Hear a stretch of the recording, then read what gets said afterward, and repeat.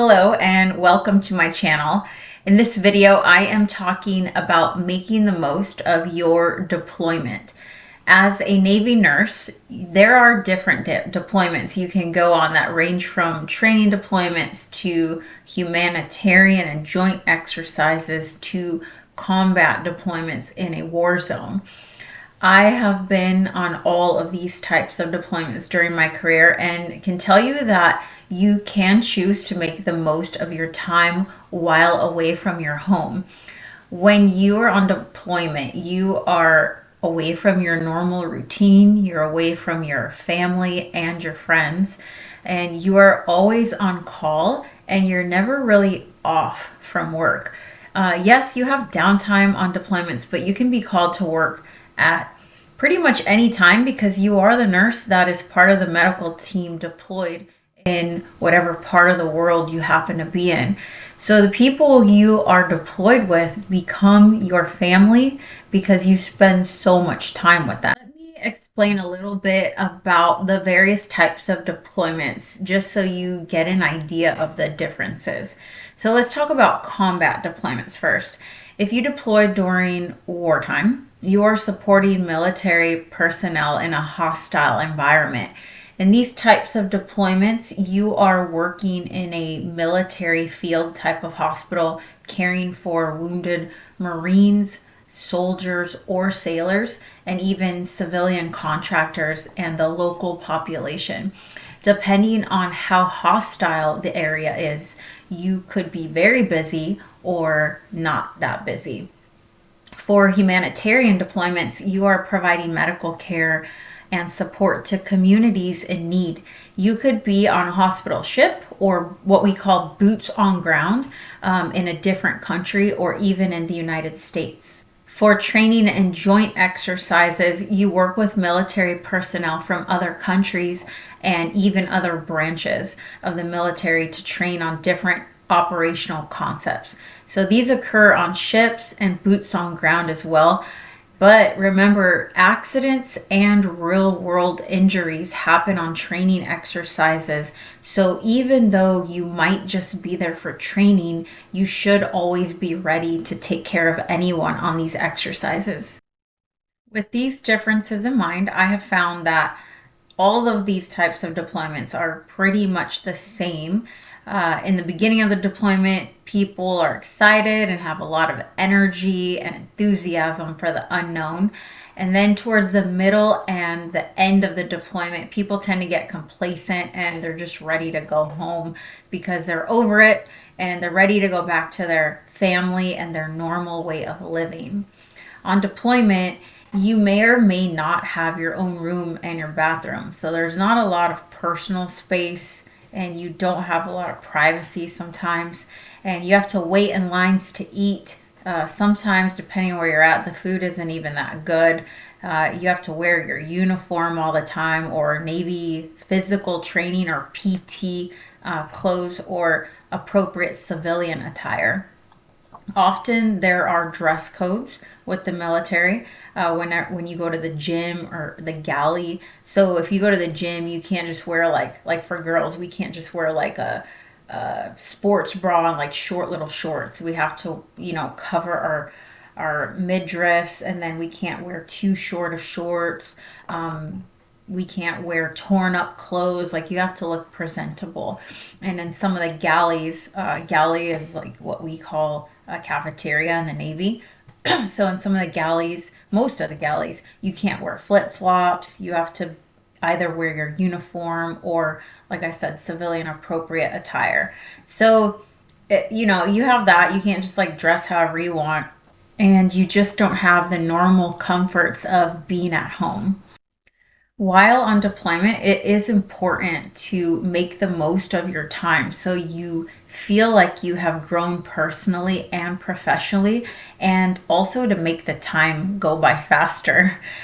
The first thing you can do is set personal goals like losing weight and getting more fit or learn a new skill. You may or not have a nice gym with weights and cardio machines depending on where you're at. Sometimes you have to get creative with working out because it's like a makeshift gym. But nowadays it's more likely that you'll have a gym, and pretty much all the time someone on your deployment has the same idea of getting fit, so you have a workout partner to keep you motivated. On my last two deployments, I taught yoga regularly to anyone who wanted to practice.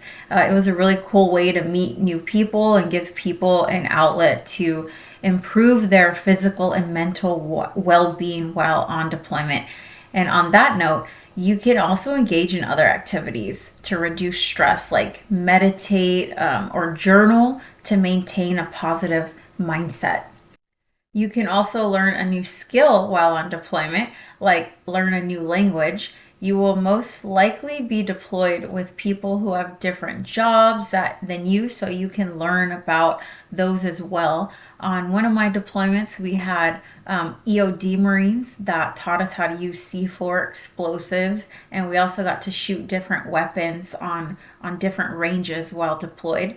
And you can also read books, you can listen to podcasts that you're interested in. You can also take online classes if you're trying to pursue another degree. On this last deployment that I just returned from a few months ago, the general surgeon that I was deployed with was taking an online class because he's pursuing a law degree. So, hey, it's never too late and you can always pick up a new skill. You can also volunteer in the local community and interact with the locals to learn more about their culture and way of life. This is imperative for building connections and foreign relations, and also just a really great way for you to learn about how people live in different parts of the world. Another thing you can do is build connections with other people in other fields, other branches of the military and civilian contractors. There are a lot of people with different experiences and skill sets out there, and it is a great place to network when you're deployed. You can play card or board games with people to pass the time. People play spades, blackjack, poker, Uno. You can make this a weekly thing, and it's a really fun way to connect with others. The other thing that is crucial on deployment is keeping a structured daily routine to maintain your focus and your efficiency. Like I said before, it's really easy to get complacent and bored and not do things to stay productive other than what you are required to do for your job. So keeping a routine as best as possible with your work requirements strengthens discipline and resilience. It's important to understand that some part of you will change after returning from a deployment based on your experience. It is a defining chapter in your life that you will no doubt remember and probably tell your grandchildren about. And sometimes it can be hard when you're coming back home to your family or maybe friends that aren't in the military and who've never deployed or experienced what you've experienced.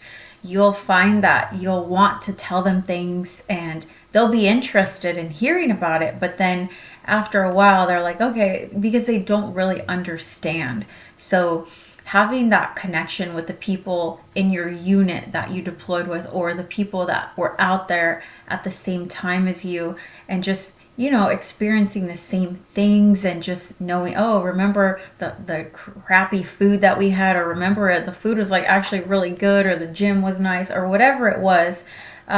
Just making those connections with people is super important. I hope I've given you some kind of insight into how to thrive during a deployment and not just idly pass the time. And I get questions, on my Instagram or my email or what have you about deployments and how often you'll have to deploy, or if you'll have to leave your family. It really just depends. It depends on what kind of nursing specialty you are. If you're ER or if you're ICU, those are the ones that tend to deploy more often or have more opportunities to deploy, when you compare it to like labor and delivery nurses or med surg nurses. It's just the military puts quite a lot of responsibility on those like ER and ICU, like critical care specialties when deploying, especially in wartime. But that's not to say that if you're a labor and delivery nurse or a med surg nurse that you won't get deployed. So it really depends on what is going on in the world. And then where you're stationed at. Sometimes you will be tagged for deployment, like the command will say, hey, you're up for deployment, or you volunteer for a deployment. It depends where you're at. If you deploy, you absolutely will have to leave your family. So keep that in mind. Deployments are you alone with a unit, and you go to a different part of the world or the US. During COVID, people like deployed in the US, but your families are not allowed to go with you on deployments. So just keep that in mind. Usually Navy deployments are anywhere from, on the minimum, 3 months to 9 months, and then I've seen people extend to even year deployments, but that's more because they wanted to extend out there. So that's a little bit about deployments, and remember, just you don't have to just, not learn and grow while you're on deployments. There's a lot of opportunities to do different things on deployment to grow yourself personally and professionally. So thank you so much for watching. As always, please, I love when you guys send me messages or questions about military life or how to get into the Navy as a nurse corps officer, or asking me questions about my experience and how I did it. So if you like the content that I have, please like and subscribe, and I will see you all in the next video.